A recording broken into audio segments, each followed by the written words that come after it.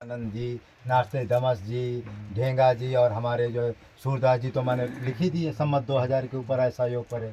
और आपके बड़े महाराज जी परमहंस श्री राम मंगल दास, सभी ने विश्व के विनाश की भविष्यवाणी किया है। तो ये क्या ये सत्य है? विनाश तो है ही है, वो तो कोई अमर होके तो आया नहीं है, विनाश तो अवश्य है।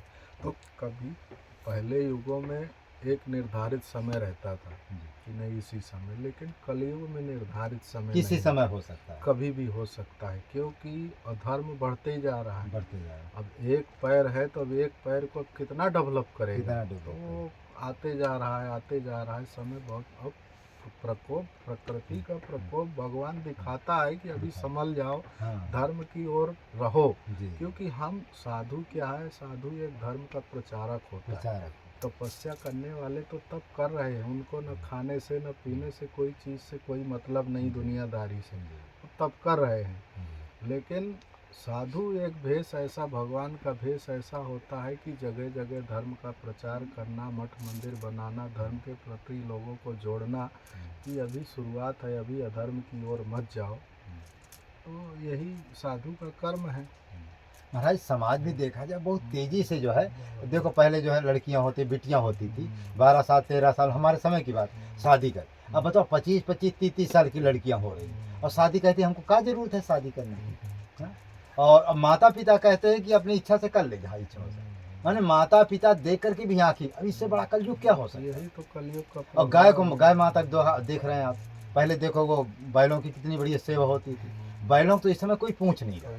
तो यही सब का विनाश का कारण बनेगा यही क्या? सब विनाश का कारण है। सब केरला में नहीं देखे, गाय का इतना अपमान होता था, गाय रोडों में काटी जाती थी केरला में? केरला में अरे एक समय। लेकिन अभी कुछ समय पहले वहाँ ऐसा बाढ़ आया, हाँ हाँ सब चौपट कर दिया, घर घर बड़े बड़े बिल्डिंगें एकदम ढह गई हैं। लोग मरे पड़े, लाशें लोगों की रोड में पड़ी, पानी में तैर रही, सब मकान, बिल्डिंग, गाड़ी घोड़ा सब बह के चला गया।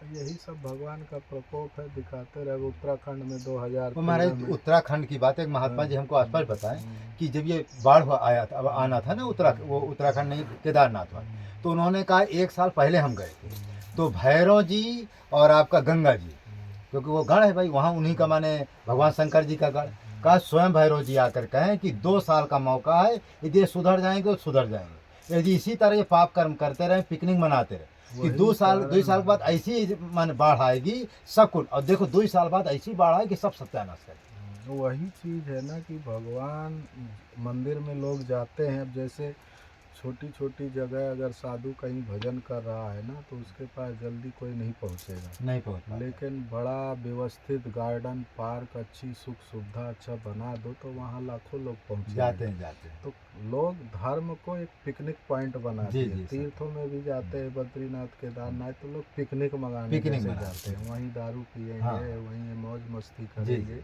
व्यभिचार करेंगे। तो ये सब तीर्थ स्थलों में ये सब नहीं होना चाहिए। नहीं होना चाहिए। लेकिन लोग समझ नहीं रहे हैं, लोग एकदम उसी की तरफ भाग रहे। तो भगवान वही प्रकोप दिखाता है कि संभल जाओ, समझ लो। लेकिन पब्लिक नहीं समझ रही है। वो तो अपने आप जब विनाश होएगा, कहते हैं विनाश काले विपरीत बुद्धि, जब विनाश आएगा तो सब जब मर मुर जाएंगे अपने आप सुधर जाएंगे। तो कुछ कुछ पूछना है? अच्छा, तो महाराज जी ने बहुत अच्छा शब्द हैं, थोड़ा महाराज जी वो सुदामा जी का थोड़ा दिखा देते हैं, क्योंकि कई बार 2-3 बार कमेंट कर चुके हैं। तो मानव धर्म प्रसार की जाए, सत्य न्याय धर्म की जाए, चित्रकूट धाम की जाए, कामतगिरी भगवान की जाए, मानव एक जाति है, मानवता ही एक धर्म है, सभी धर्म संप्रदायों के संतों प्रवर्तकों का समादर करना, अनाचार दुराचार भ्रष्टाचार को मिटाना, समाज में फैली हुई कुरीतियों आडंबरों के विरुद्ध संघर्ष करना, गांव गांव मोहल्लों मोहल्लों में जा करके मानव धर्म की शाखाएं खोलना और जनता को उपदेश के द्वारा सत्य मार्ग पर लाना, छुआछूत रंगभेद का भेदभाव मिटाना और स्थानीय न्याय द्वारा न्याय सुलभ करना। संत वाणी क्या है? मनुर्भवा, कुछ भी बनने के पहले आप मानव बनो। परोपकारी धर्मात्मा बिना साधन भजन की ईश्वर को प्राप्त कर लेता है। जो दूसरे को सुख पहुंचाते हैं परमात्मा उसे ही सुख देता है। झूठ बोलने वाला कभी आगे बढ़ नहीं सकता है। सत्य बोलने वाला हमेशा आगे बढ़ता रहता है।